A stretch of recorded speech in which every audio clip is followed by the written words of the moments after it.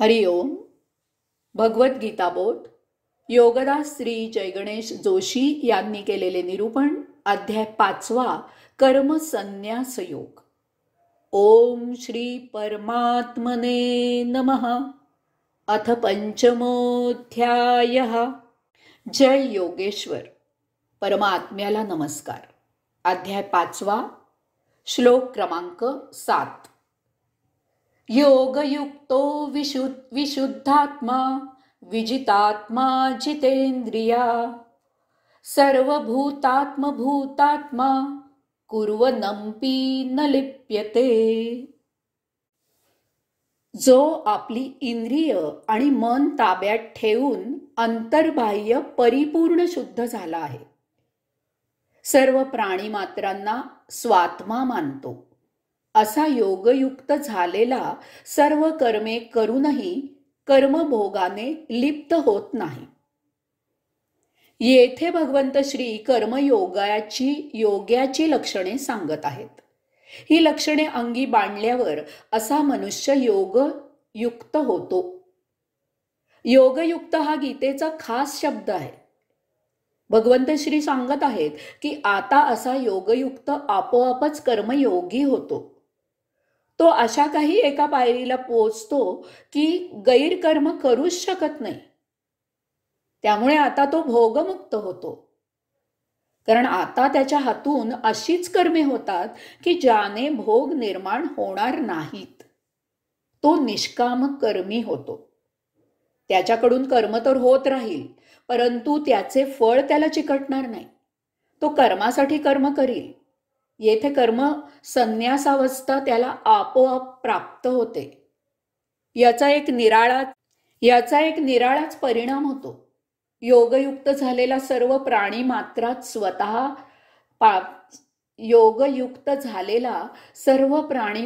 स्वतःला पाहतो. म्हणजे त्याला सर्वत्र आत्मदर्शन होते. त्वम असी, तू आणि मी एकच आहोत. सर्व प्राणीमात्रात आणि स्वतःत एकच एक आत्मा निवास करत आहे हे तो जाणतो. येथे योगयुक्त होण्यासाठी कर्मयोग्याची 4 लक्षणे सांगितलेली आहेत. पहिले लक्षण आहे विजितात्मा. पहिले लक्षण आहे विजितात्मा, म्हणजे ज्याने आपल्या मनावर ताबा मिळवला आहे असा मनुष्य. दुसरे लक्षण आहे जितेंद्रियी. जितेंद्रियी म्हणजे ज्याने आपल्या इंद्रियांवर ताबा मिळवलेला आहे असा मनुष्य. तिसरे लक्षण आहे विशुद्धात्मा, म्हणजे जो परिपूर्ण शुद्ध आहे. विजितात्मा आणि जितेंद्रियी झालेला अंतर्बाह्य शुद्ध होतो. तो देहादी इंद्रियांवर स्वतःवर ताबा मिळवतो. त्यामुळे तो अंतर्बाह्य परिपूर्ण शुद्ध असतो, शुद्ध होतो. चौथे लक्षण आहे की तो सर्व प्राणी मात्रांना स्वात्मा मानतो. सर्व प्राणी मात्रात आणि स्वतःत एकच एक आत्मा निवास करत आहे असे तो जाणतो. योगयुक्ताची कर्मयोगाची ही 4 लक्षणे आहेत. असा मनुष्य आपोआप कर्मसन्यासी होतो. योग आणि संन्यास यामध्ये मग भेद राहत नाही. असा मनुष्य आपले स्वधर्माने प्राप्त स्वकर्म करत असतो, परंतु अशा कर्मामुळे मिळत असलेले फळ त्याला चिकटत नाही. त्यामुळे त्याचे भोग निर्माण होत नाहीत. योगयुक्त होण्यासाठी काही साधना कराव्यात. जेव्हा आपण एखादे कर्म अगदी सर्वप्रथम करू लागतो, बरोबर त्याच वेळी स्वतःशीच शांत बसावे. आपण अगदी एकटे असावे. लक्षात असू द्या की एखादे काम सर्वप्रथम करण्याआधी ही एवढी एकच वेळ अशी असते की तुम्ही ही साधना करू शकता. नवीन काम सुरू आधीची वेळ ही फार महत्वाची असते. जितका वेळ जास्त जाईल तितका वेळ या साधनेला उशीर होत जाईल. त्यामुळे त्याचा परिणाम कमी कमी होत जाईल. आपल्यालाच स्वतःलाच एक प्रश्न विचारावा की मी आता जे नवीन कर्म करू इच्छित आहे ते योग्य आहे की अयोग्य आहे. कोणतेही काम सुरू करण्याआधी त्या कामाबाबत आपले अंतःकरण पूर्ण शुद्ध असते. आपल्यावर त्या कामाचा अजून परिणाम झालेला नसतो. त्यामुळे त्यावेळी आपला स्वतःचाच जो अभिप्राय असतो तो पूर्ण शुद्ध असतो. आपण आपले उत्तम गुरु असतो. हा आतील आवाज फार महत्वाचा असतो. हा आतील आवाज जो ऐकतो आणि त्याप्रमाणे वागतो तो पहिलेच पाऊल योग्य टाकतो. पहिले पाऊल जर चुकले, पहिलीच पायरी जर चुकली तर मग सर्वच पायऱ्या चुकत जातात. त्याचे परिणाम भोगावे लागतात.